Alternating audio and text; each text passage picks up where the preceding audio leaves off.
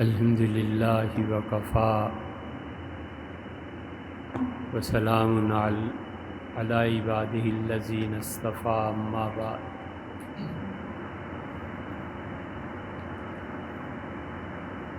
اللہ تعالی نے نبوت کا سلسلہ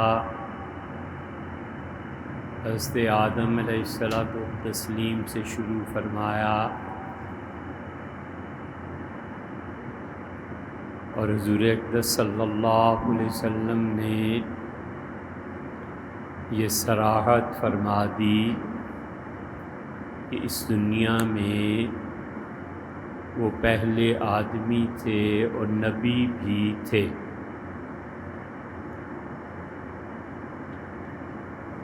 پھر سینکڑوں اور ہزاروں انبیاء علیہ السلام آئے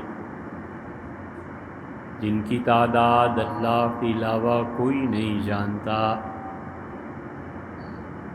اور آخر ایک مقام ایسا آیا کہ اگلے پچھلے اس زمانے سے پہلے جو گزر چکے اور ان کے بعد بھی جو آئے، ایک شخص کو یہ رتبہ دیا اور فرمایا کہ انی جاعلک للناس اماما۔ اے ابراہیم علیہ السلام، ہم نے آپ کو انبیاء علیہ السلام کا امام مقرر کیا،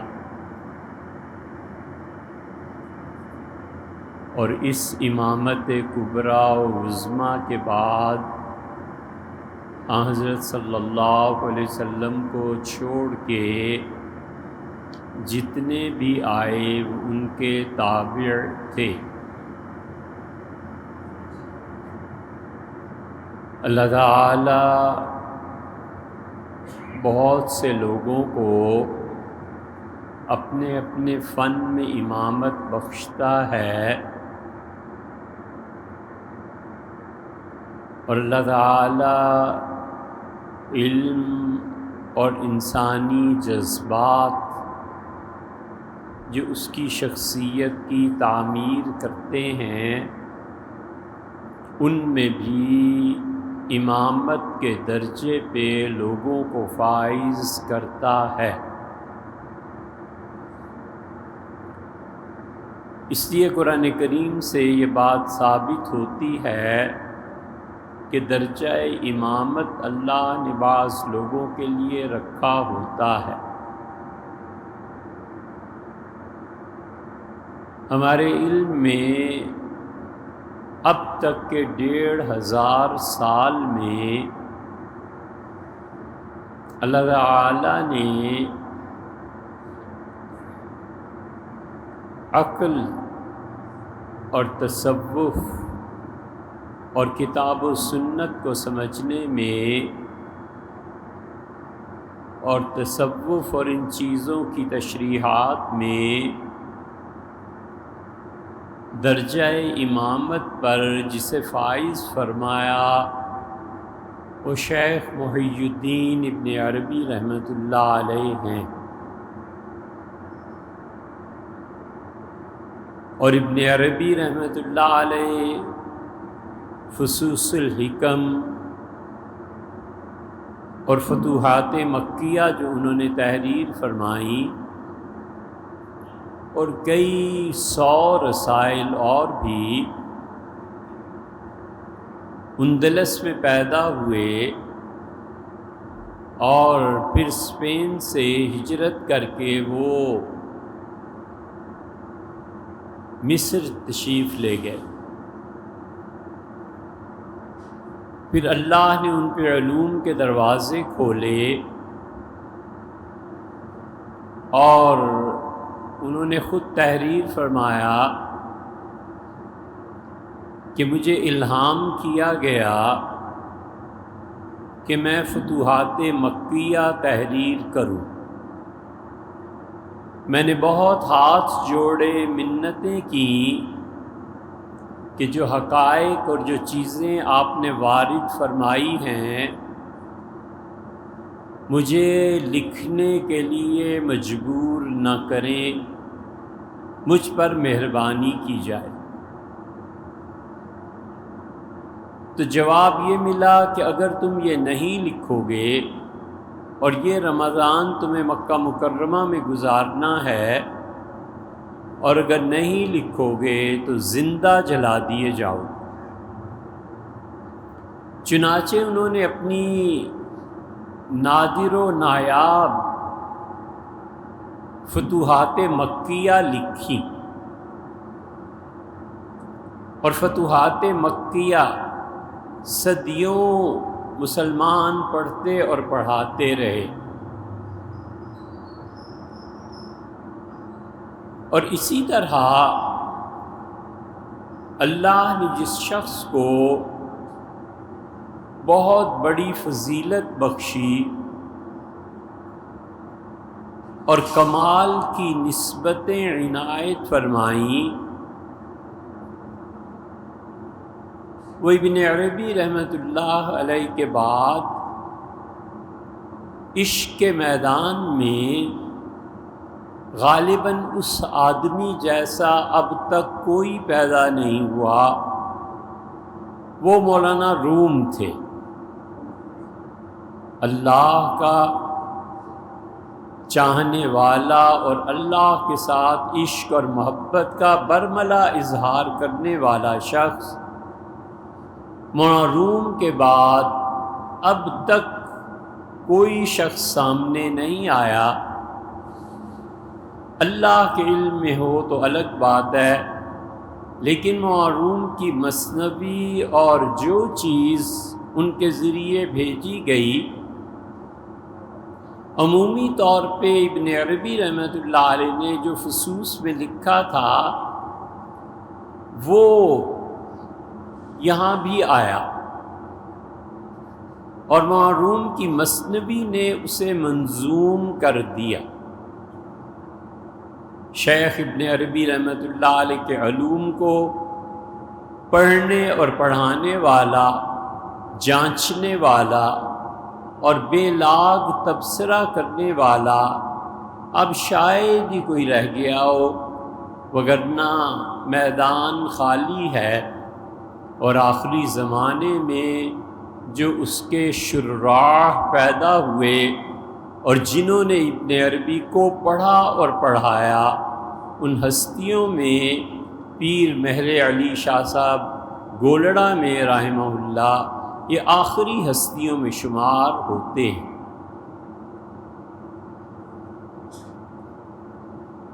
اپنے زمانے کے مانے ہوئے علماء، فلسفہ اور منطق کے امام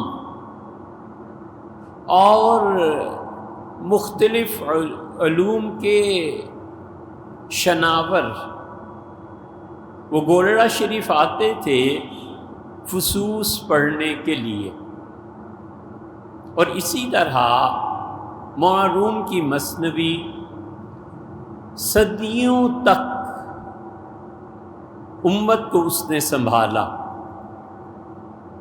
خانقاہیں ہوتی تھیں، شام کو درس ہوتے تھے، صبح درس ہوتے تھے، اور مثنوی کی جتنی بھی مباحث تھیں وہ عقل سے زیادہ عشق کا درس دیتی تھی، اور انسان بنتا تھا۔ میچیورٹی، بلوغت انسانوں میں پیدا ہوتی تھی، اور انہیں یہ سبق دیا جاتا تھا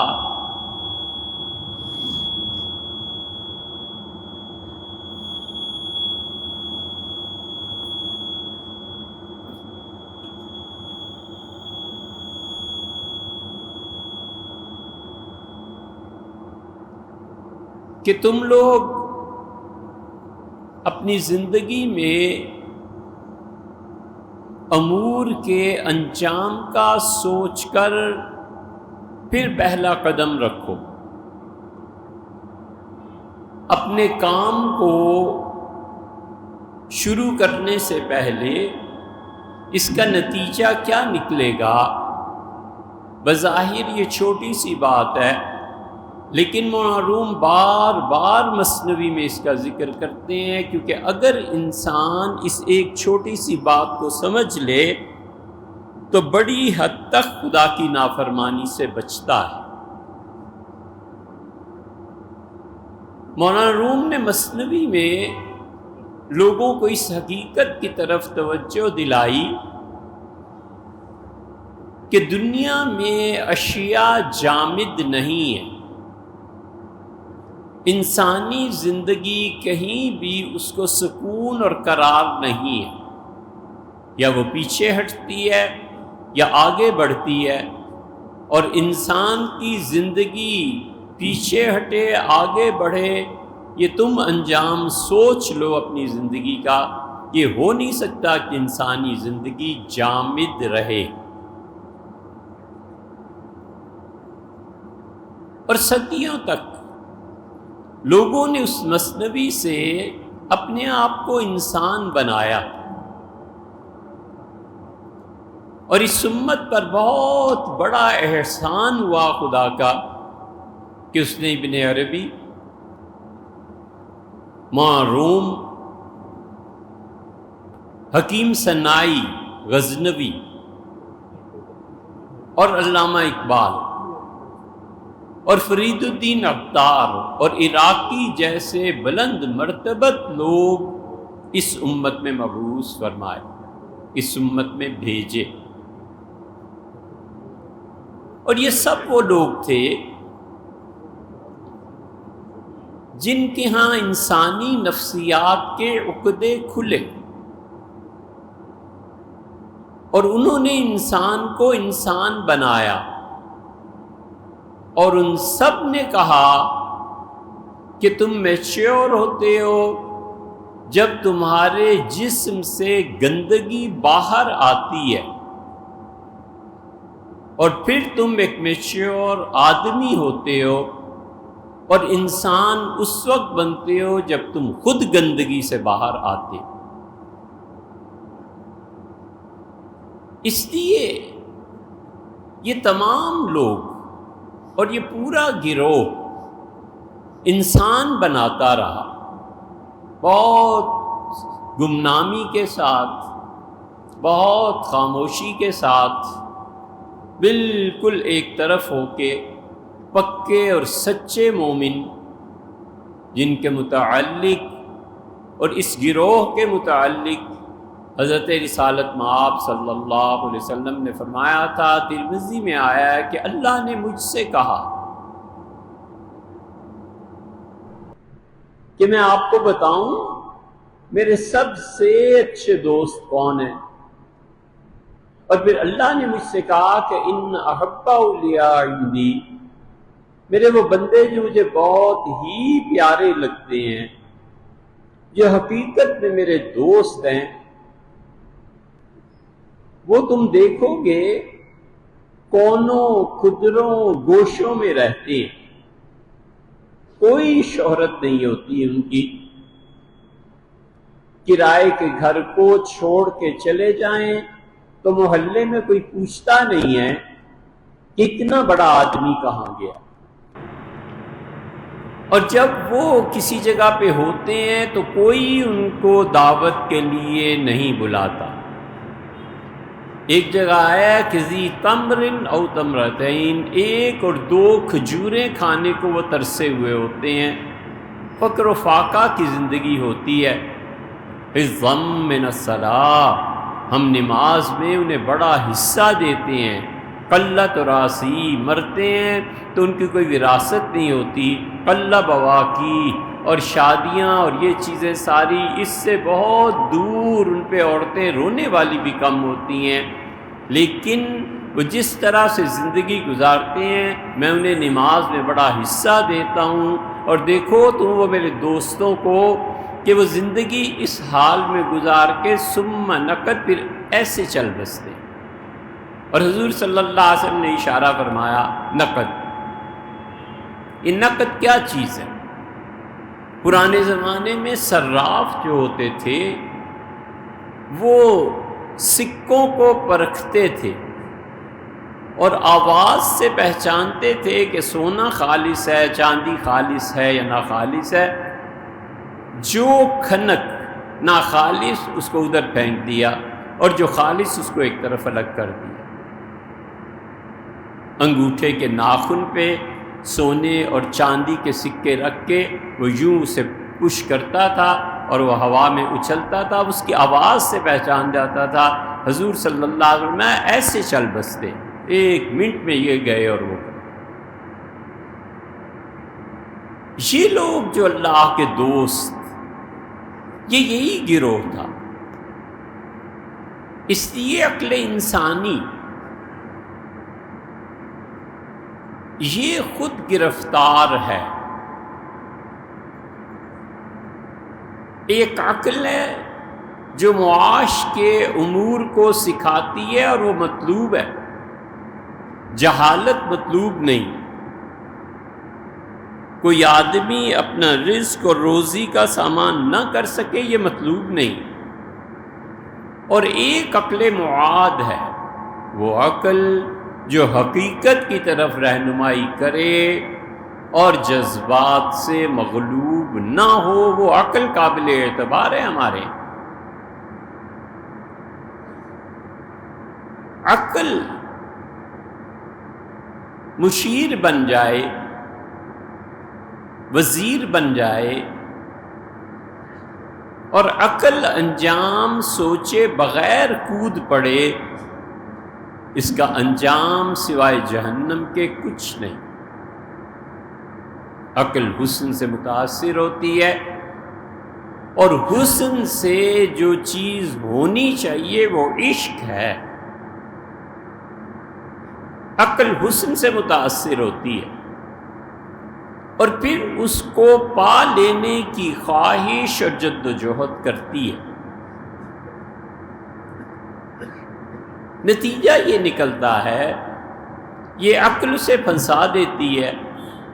کبھی یہ غالب آ جاتا ہے کہ نماز پڑھیں، روزہ رکھیں، حج اور عمرہ کرائیں، اللہ کی طرف چلیں، اور کبھی یہی عقل اسے ان ساری چیزوں سے بیگانہ کر دیتی ہے، اور بڑے بڑے تہجد گزار اور جن میں جوانی میں اللہ کے ساتھ رابطہ پیدا کرنے کا جوش، امنگ اور جذبہ تھا، وہی خدا کی نافرمانی کے سمندر میں جا گرتے۔ اس لیے عقل انسانی جس طلب کو پیدا کرتی ہے وہ کیا ہے؟ اس لیے عقل کچھ نہیں ہے۔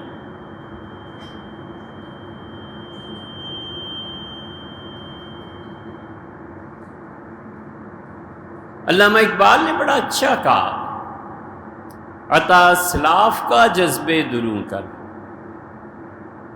اللہ جو اس امت کے بڑے لوگوں کے دل میں درد تھا نا تیری محبت میں، تجھے پانے کے لیے جو جد و جہد، ان کے دل میں جو سمندر ٹھاٹھیں مارتا تھا، وہ مجھے بھی نصیب۔ شریک زمرۂ لا یحزن کر، اللہ ان لوگوں کے ساتھ اٹھا جن کے متعلق تو نے قرآن میں کہا ہے کہ لا خوف علیہم ولا هم یحزنون، نہ انہیں کوئی خوف ہوگا اور نہ ڈر ہوگا قیامت۔ خرد کی گتھیاں سلجھا چکا میں، اللہ جو عقل اور اس کے قصے اور افسانے ہیں سب سلجھا چکا۔ میرے مولا مجھے صاحب جنوں کر، اللہ پاگل پن دے، دیوانہ پن دے، میں پاگل ہو جاؤں، دیوانہ ہو جاؤں تیرے عشق۔ محمد حسین صاحب حیدرآبادی رحمۃ اللہ علیہ نے منع کیا گھر والوں کو کہ میرے کمرے میں کوئی ایسی چیز نہ رکھنے دینا جس سے خودکشی ہو سکے۔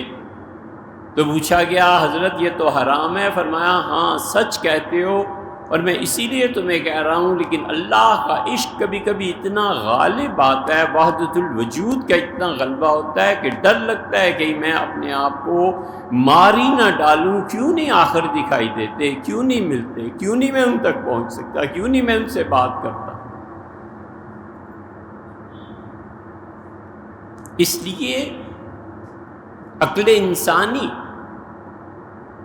عیار واقع ہوتی ہے، وہ جو دو چیزوں کی محبت میں مبتلا کر دیتی ہے تو آگے جانے کا راستہ نہیں ملتا۔ افسوس ان لوگوں کے حال پہ، اور نہایت قابل رحم اور قابل دعا ہیں جن کا تذکرہ معروم نے مثنوی میں کیا۔ وہ ہمیں سمجھاتے ہیں اور کہتے ہیں کہ شریعت کی ہر چیز کو عقل پہ پرکھنا، کہ عقل یہ کہتی ہے، شریعت یہ کہتی ہے، عقل یہ کہتی، شریعت یہ کہتی ہے۔ اصول کی بات یاد رکھو کہ نبوت اور وحی کا پیغام جو یقینی طور پر ثابت ہو، وہاں پہ عقل کوئی راہ سجھائے نہ سجھائے اسی کو ماننا، اس لیے کہ اس عقل سے زیادہ آگے جہان اور بھی ہے۔ ہم ایک مثال آپ کے سامنے رکھتے ہیں۔ قرآن کریم میں آیا ہے کہ منافقوں نے یہ کہا، اس آیت کریمہ کا بیک گراؤنڈ یہ ہے، انہوں نے کہا ان کو دیکھو فاقے کرتے ہیں، بھوک سے مرتے ہیں، کیا ان کی عزت ہے؟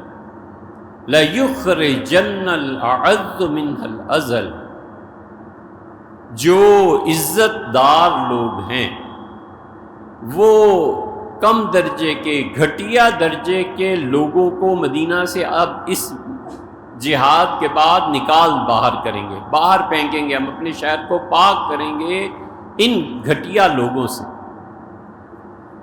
اللہ تعالیٰ نے وہی نازل کی اور اللہ نے فرمایا کہ عزت اور غلبہ جس کو تم کہتے ہو یہ پیسے اور دولت کے بلبوتے پہ نہیں آتا، یہ ہماری وحی کے ذریعے آتا ہے، اور حقیقت میں عزت اور احترام اور شہروں کے بسانے والے یہ حضور اقدس صلی اللہ علیہ وسلم اور ان کے پیچھے چلنے والے۔ عقل کا فیصلہ کچھ اور ہے، اور عقل حسن کے ظاہر سے متاثر ہو کر وہ کھینچتی ہے اور آدمی کو آگے نہیں بڑھنے دیتی۔ آدمی اپنے نفس کا قیدی بن جاتا ہے اور بے حاصل عشق کی ڈوریاں کہیں اور ڈالنے لگتا ہے۔ روم نے مثنوی میں فرمایا کہ مجنوں کو ہوس تھی کہ کسی طرح لیلا سے مل لے، اور لیلا کے عشق میں روتا تھا۔ آخر ایک دن پیسے ملے اور اس نے اونٹنی لی اور اس پہ سوار ہوا اور شاداں و فرحاں لیلا سے ملنے کے لیے سفر شروع کیا۔ اونٹنی نئی اور جوان تھی، بچے کی پیدائش ہوئی تھی، اس کے یہاں دودھ بھی گھنا تھا، تو انہوں نے اس کی لگام چیک کی کہ اتنے طویل سفر میں راستہ کٹے یا نہیں، اور وہ سوار ہوا اور لیلا کی محبت میں اشعار پڑھتے ہوئے چل پڑا۔ نیند غالب آئی، لگام ڈھیلی پڑی اور اونٹنی واپس کو پلٹی کہ ہائے میرا بچہ۔ بچے کی محبت اسے پیچھے کھینچتی تھی، اور مجنوں جب بیدار ہوتا تھا تو لیلا کی محبت اسے مجبور کرتی تھی کہ اونٹنی کی لگام کو کسو تاکہ جلدی سفر طے ہو۔ تو نتیجہ یہ، میں بڑا لمبا اس قصے کو بیان کیا، ہم تو مختصر بہت کر رہے ہیں۔ ان کا نتیجہ یہ کہ کولو کے بیل کی طرح ساری زندگی کبھی آگے کبھی پیچھے، کبھی اس دائرے میں کبھی اس دائرے میں، اونٹنی دائرے میں ہی گھومتی رہی، نہ وہ اپنے بچے تک پہنچ سکی اور نہ مجنوں لیلا تک پہنچ سکی۔ بس یہی حال ہے ان قابل افسوس لوگوں کا کہ جنسی خواہشات اور ناجائز تمنائیں اور یہ حرکتیں اور افعال نہ اللہ تک پہنچنے دیں اور نہ ہی حقیقت کی راہ کو دکھائیں۔ عقل تابع ہو جاتی ہے جنس کے، اور جب عقل جنس کے تابع ہو جائے تو آخرت و درکنار دنیا میں جو معاش اور کمانے کی عقل ہے وہ بھی برباد ہو جاتی ہے۔ اس لیے کہ انجام کو نہیں سوچتا کہ اس کا ماحصل کیا ہے۔ دیر تک رات گئے تک باتیں کرنا، انجام کار صبح دیر سے اٹھنا، نہ پڑھنا، کام پہ وقت پہ، یہ تو ساری باتیں ایسی ہیں جو عام آدمی بھی سمجھتا ہے۔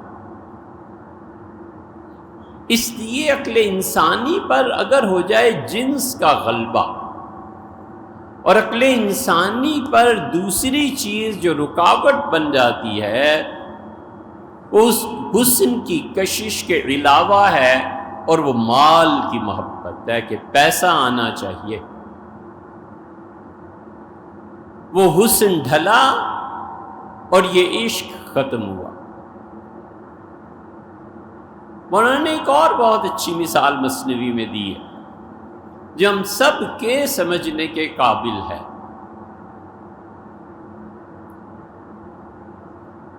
لکھا ہے کہ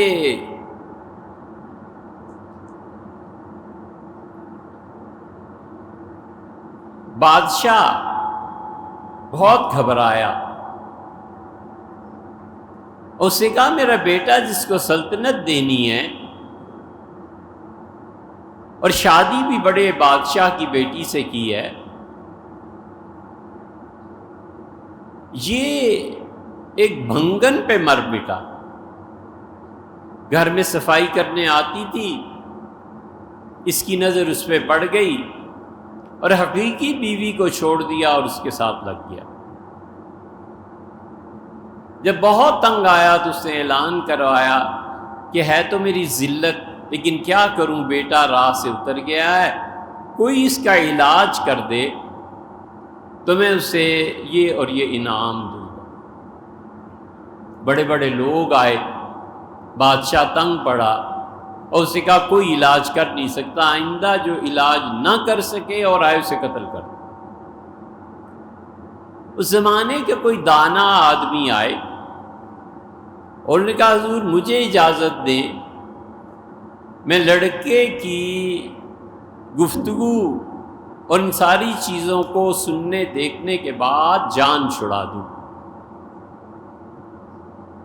اس سے احترام کیا، اجازت ہوئی تو شہزادے سے ملے، ساری باتوں کا خلاصہ، شہزادہ بھی کچھ عقل مند تھا لیکن اس نے کہا حضرت کچھ نہیں ہے، نہ اس لڑکی کا حسب نسب ہے، نہ کوئی اس کا پیشہ اچھا ہے، نہ ہی وہ اس قابل ہے کہ کوئی شریف آدمی شادی کرے، لیکن حسن ہے کہ اس نے مجھے مار دیا اور دل دے آیا ہو، بس یہ بات۔ انہوں نے کہا کہ میرے بچے وعدہ کرو کہ 40 دن تک تم اس سے نہیں ملو گے اور میں باقاعدہ تمہاری 40 دن کے بعد شادی کرا دوں گا۔ بڑا خوش ہوا کہ چلو ناجائز جائز میں تبدیل ہو جائے گا اور نا کی جو سرخ بتی یہ بجھ جائے گی۔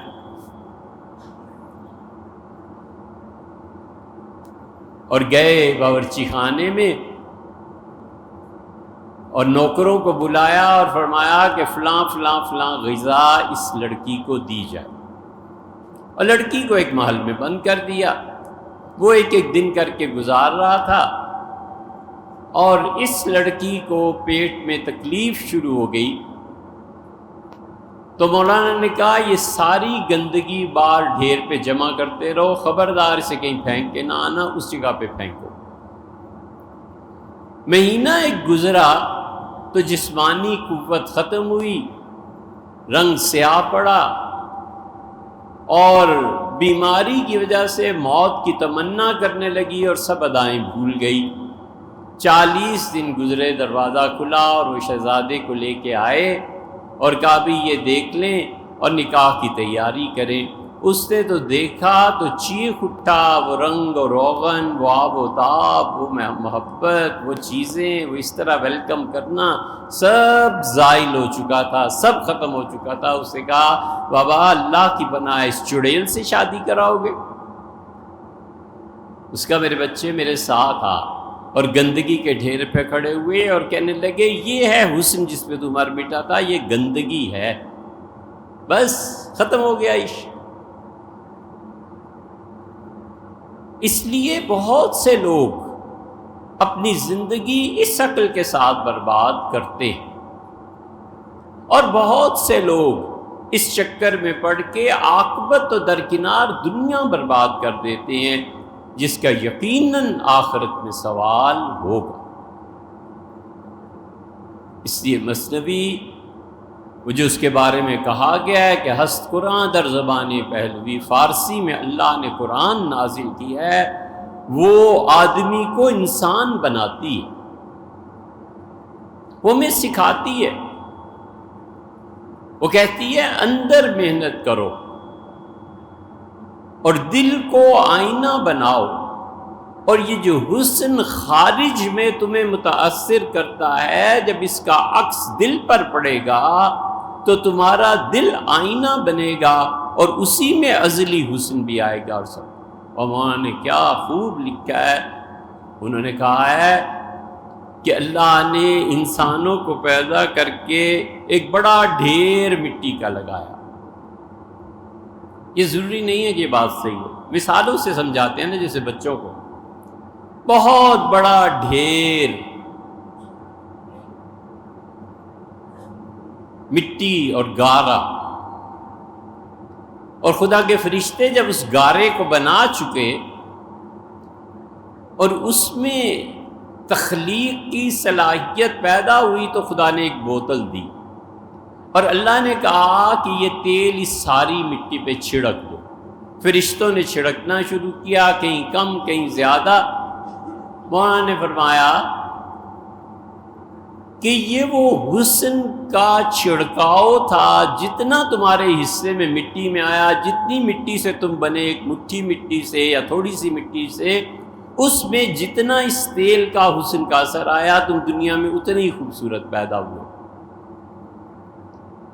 تو تم سوچو، مٹی میں حسن ملایا گیا اور تم بے قرار اور مرنے لگے،